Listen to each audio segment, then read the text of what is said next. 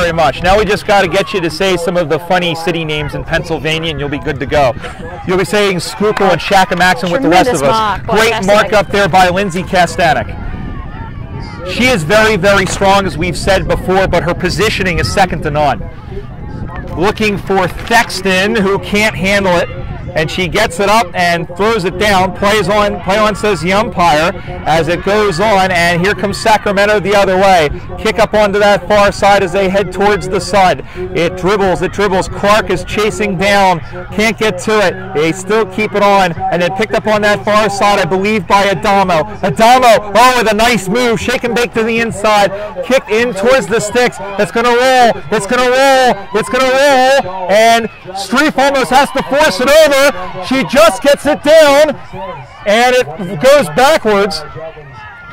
They handball it back. 21 for Sacramento. Knocked down by Denver. And then Streif again, but she gets away. She gets very lucky.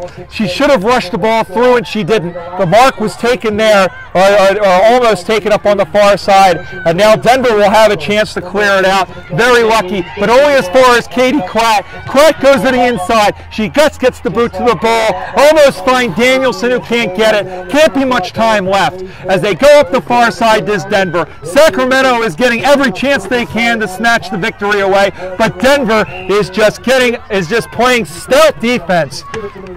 Up on that far side, only one person back for both teams. Digging in forward is 16, which is Eckstein. Eckstein needs help. She's got it from Lee, I believe. Goes into the middle, has Thexton.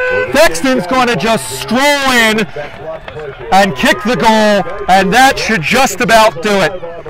Well, there's an interesting coaching move there by the Denver coach. Clever move. Thexton played a little bit higher in that last half, and he's actually made the swap there where Katie Klatt is not playing on her, and it's freed up the experienced Thexton, and you get a result on the scoreboard on Chickie's goal. And that is a huge goal. That may have still have a fair bit of time left, but on the Black Chrome scoreboard, it's now a two-kick contest. 2-2-14 for Denver, 1-1-7 for Sacramento, and a great job by the veteran Anna Thexton. Like you said, Shiloh, I think Katie is the quicker player, but Thexton has more experience there, and a great job by her to run on and have a free kick at goal. And here it is again, as Sacramento is trying to push up. Masher Mace against Adamo. She gets to the ball. She gets away. There's the handball on, and the kick is, it looked like from here it went off to the side, and in fact it has, by Eckstein again, but Sacramento pushing everybody forward, and that'll do it. Full time, and a very, very good game, a very, very close contest, and I think a much better football game than we were expecting on paper, which is great to see. The final score line reads, the Denver Lady Bulldogs, 2 goals, 3 behinds, 15 points, and again Sacramento Lady Sunside, who really brought it in this one, 1-1-7. Shiloh, this was a fantastic game of football, very, very high quality stuff. Absolutely, a really balanced contest, but you know, footy's a funny sport. You know, if they had have actually been able, Sacramento had have been able to convert and get a goal, or at least a behind, we'd probably be talking about a draw or a Sacramento win. But the experience of Denver, you know, and Sacramento not transitioning back when the ball was turned over meant that Denver could go through Kastanek and then get the ball forward. Masha having an opportunity on goal there. Just that experience and being able to dig in, play your structures really well, and probably Sacramento not transitioning back hard enough in defence. It's probably cost them the game, or at worst, best a draw. So disappointing. I'd be a bit disappointed if I was Sacramento because, but having said that, footy's a game where you can't coach experience. And they've just had a game today where they can take a lot away from that, and that's going to make them a better team for what they do next from here. Absolutely, Shiloh, and you know what? If I'm Amy Bishop, if I'm the coach of Sacramento, I have to tell my girls to keep your heads up high, because you losing is experience. You actually, it doesn't matter whether you win or lose. You always learn something from the game, even if you win by 100 points. They'll be upset. They should have won. In all honesty, they should have won this game, but they have to take the positive parts and draw that into, they still have 2 very important games tomorrow. Even there, they're 0-2. But for Denver, they're 2-0. That loss that San Francisco had a little bit earlier, that actually helps them a little bit.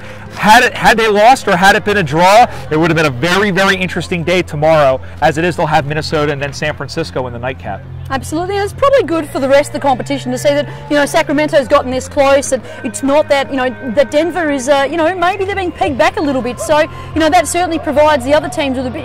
Maybe they're within reach, and if we just work a little bit harder, maybe we'll actually catch them. So I think it's a great result today, and the most important thing that Sacramento need to do now is not go away and drop their heads, but actually learn from it. Go back. It's good that we've got the vision. Watch the game, learn from the vision, learn from their mistakes, and go, okay, that's a teachable moment. Next time round, we're not going to make the same mistake. We're going to convert. We're going to get a scoreboard result, maybe win the game. That is, and it's they may have been the 5th seed out of 5 teams, but they didn't play like that today. Our final score from this one, 14-7 in favor of or 15-7 in favor of the Denver Lady Bulldogs. Still much more action. One more game to go on this final day of action, on this first day of action here from Onion Creek. Again, our thanks to Shiloh Curtis from AFL Victoria for special comments. Fantastic job, and once again, thank you for coming out and all you've done for women's footy, not only back in Victoria but here in the USA. We really appreciate it. That'll do it for us for now. You're watching the 2015 USAFL National Championships here on USAFL.com.